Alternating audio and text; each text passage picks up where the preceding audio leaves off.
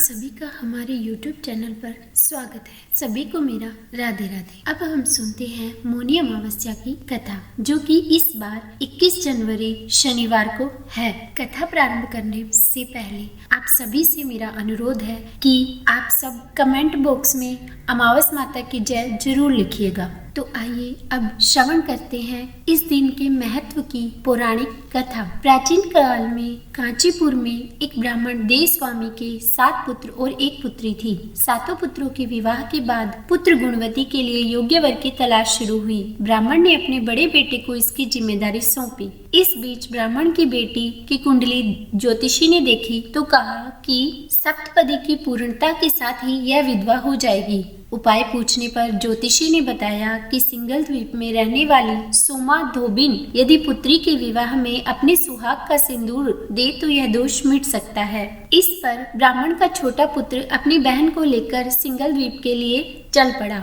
और समुद्र तट पर पार करने का विचार करते हुए एक पेड़ के नीचे बैठ गया। पेड़ पर एक गिद्ध परिवार रहता था, किंतु उस समय घोंसले में केवल उसके बच्चे थे। शाम को गिद्ध माँ अपने बच्चों के लिए भोजन लेकर आई तो बच्चों ने माँ को पूरी बात बताई और कहा कि जब तक पेड़ के नीचे बैठे भाई बहन को कुछ नहीं खिलाया जाता तब तक वे भी नहीं खाएंगे।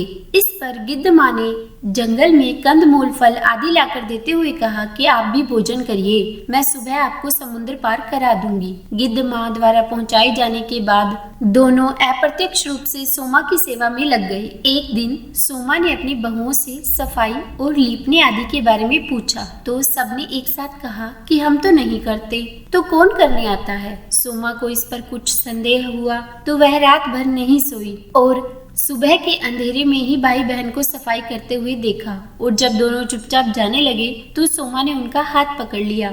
इस पर दोनों ने पूरी बात बताई। उनकी सेवाओं से प्रसन्न होकर सोमा उनके साथ कांचीपुरी के लिए चल पड़ी। सोमा ने घर से निकलते हुए बहुओं को आदेश दिया कि उसकी अनुपस्थिति में किसी का देहांत हो जाए तो उसके शरीर को कष्ट न देना। कांचीपुर में गुणवती का विवाह हुआ। सप्तपदी होते ही उसका पति मर गया, किंतु सोमा ने अपने संचित पुण्यों का फल सुहाग के सिंदूर के रूप में गुणवती को दे दिया, जिससे वह जी उठा। उसके बाद सोमा तुरंत अपने घर के लिए चल पड़ी, जहाँ पर सोमा के पति, पुत्र और दामाद की मृत्यु हो चुकी थी। सोमा ने अश्वत्थ वृक्ष की छाया में विष्णु जी का पूजन करके 108 परिक्रमाएं की तो तीनों परिवारजन जी उठे। उस दिन मौनी अमावस्या ही थी। तब से कन्या की विवाह में धोबिन से सुहाग देने और माघी अमावस्या को गंगा स्नान कर विष्णु जी के पूजन का विधान है। तो बोलो अमावस माता की जय। हे अमावस माता, इस कथा को कहने वाले, सुनने वाले और हुंकारा भरने वाले सभी भक्तों के घर में धन धान्य के भंडार भरना और सभी की रक्षा करना। ये थी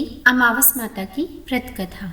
अगर आपको मेरी यह वीडियो पसंद आई हो तो लाइक एंड शेयर करें, सब्सक्राइब करें और कमेंट में राधे राधे लिखना बिल्कुल भी न भूलें। राधे राधे।